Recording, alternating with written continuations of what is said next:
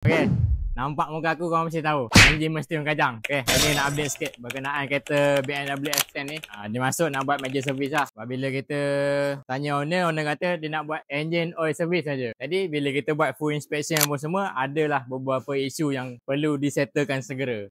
Terutamanya spark plug. Sebab kalau tak tengok kat sini, spark plug dia dah dimamah usia lah orang kata.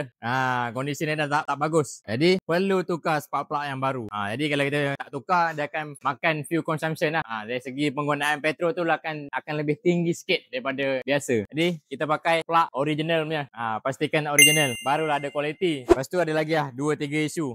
Yang ni minyak gearbox lah. Sebab kita tengok minyak gearbox dia pun dah due. Owner pun sampai tak perasan. Minyak gearbox dah due lah. Sebab naik kereta memang tak perasan. Sebab dia tak ada apa-apa indikator. Bila kita tengok balik record dengan mileage dia dah sampai. Jadi kita saja sekali lah tukar gearbox, minyak gearbox dengan dia punya filter sekali. Jadi lain-lain punya ni isu kecil je lah. Macam engine oil filter, ini cabin air filter dengan engine air filter.